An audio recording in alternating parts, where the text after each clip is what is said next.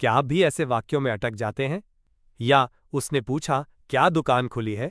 या मुझे पता है वो उदास क्यों है? या फिर मुझे नहीं पता दरवाजा किसने खटखटाया? तो समझ जाइए, आज का वीडियो आपके लिए एक टर्निंग पॉइंट होने वाला है। हाय एंड हेलो, स्वागत है आपके अपने चैनल इंग्लिश एंड स्टडी पर। आज हम सीखेंगे ऐसे हिंदी वाक्यों को इंग्लिश में बोलने का सही तरीका, वो भी नेचुरल एक्सेंट और सिंपल एक्सप्लेनेशन के साथ।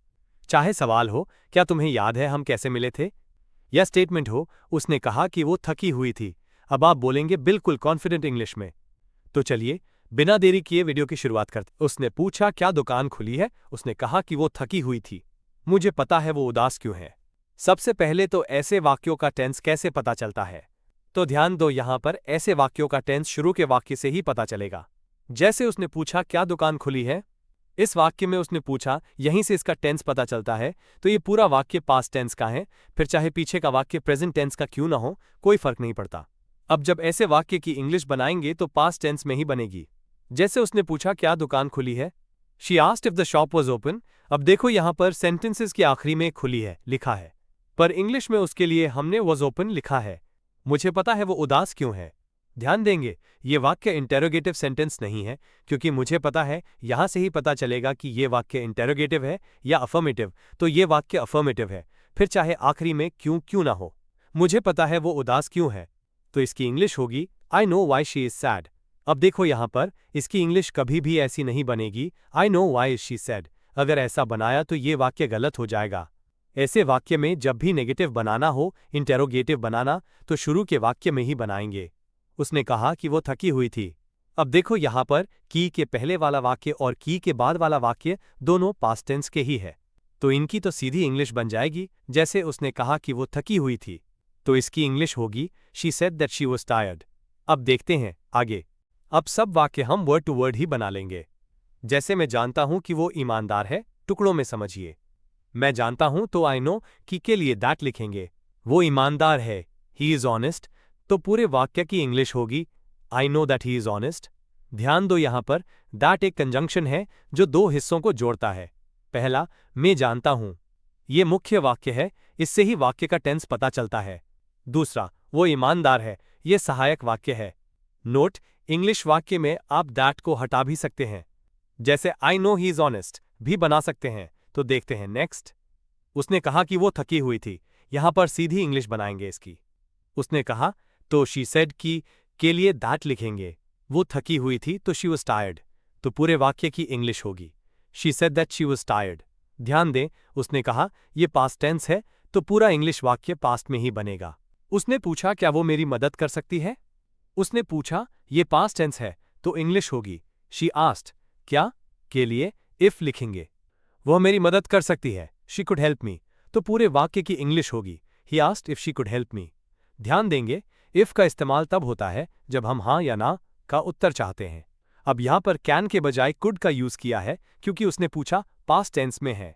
तो देखते हैं नेक्स्ट वाक्य। उसने पूछा क्या मैं व्यस्त हूं, इसकी सीधी इंग्लिश बनाएंगे। उसने पूछा तो ही आस्क्ड क्या के लिए इफ लिखेंगे।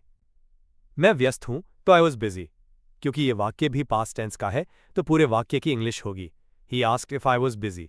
ध्यान देंगे यहां पर कि के कोई इंग्लिश नहीं बनती है, क्या के लिए इफ लगाया गया है।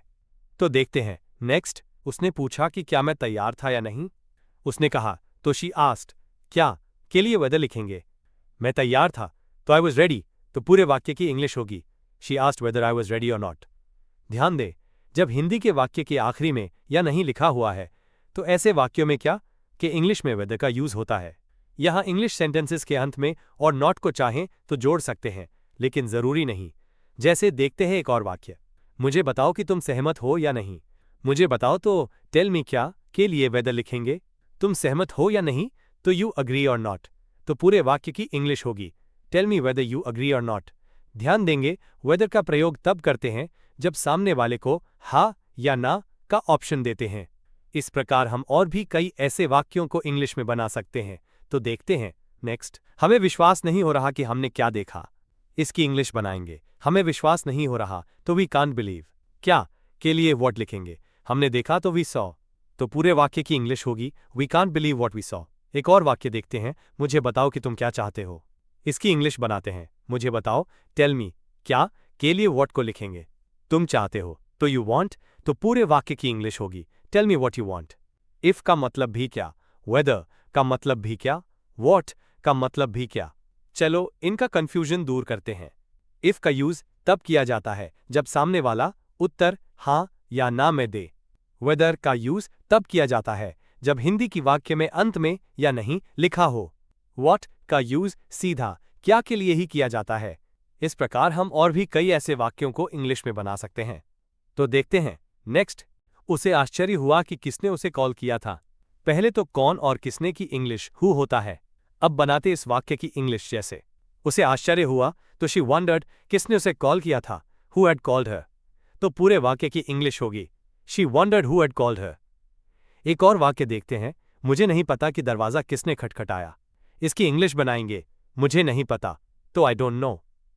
दरवाजा किसने खटखटाया तो who knocked at the door, तो पूरे वाक्य की इंग्लिश होगी I don't know who knocked at the door.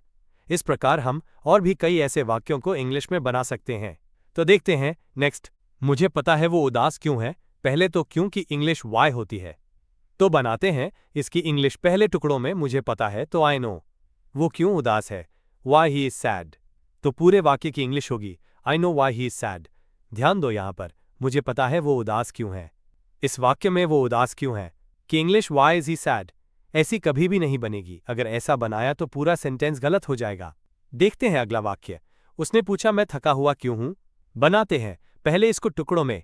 उसने पूछा शी आस्क्ड मैं क्यों थका हुआ हूं, वाई आई एम टायर्ड, तो पूरे वाक्य की इंग्लिश होगी she asked why I was tired.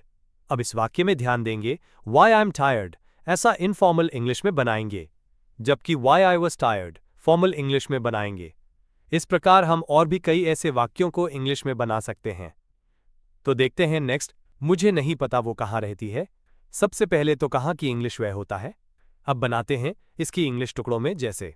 मुझे नहीं पता तो आई डोंट नो, वो कहाँ रहती है तो वेयर शी लिव्स, तो पूरे वाक्य की इंग्लिश होगी I don't know where she lives.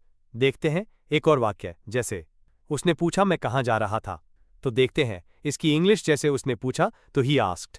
मैं कहाँ जा रहा था तो वेयर आई वॉज गोइंग, तो पूरे वाक्य की इंग्लिश होगी he asked where I was going. ध्यान दोगे यहां पर हिंदी के वाक्य में कि आ भी सकता है या नहीं भी आ सकता है। इस प्रकार हम और भी कई ऐसे वाक्यों को इंग्लिश में बना सकते हैं। तो देखते हैं नेक्स्ट। उसने मुझे बताया इस मशीन का उपयोग कैसे करें। कैसे कि इंग्लिश हाउ होती है। अब इस वाक्य की इंग्लिश टुकड़ों में बनाएंगे जैसे। उसने मुझे बताया ही टोल्ड मी। इस मशीन का उपयोग कैसे करें तो how to use this machine, तो पूरे वाक्य की इंग्लिश होगी he told me how to use this machine. एक और वाक्य की इंग्लिश देखते हैं जैसे। क्या तुम्हें याद है हम कैसे मिले थे। अब बनाते हैं इसकी इंग्लिश जैसे। क्या तुम्हें याद है तो डू यू रिमेंबर हम कैसे मिले थे तो हाउ वी मेट, तो पूरे वाक्य की इंग्लिश होगी do you remember how we met.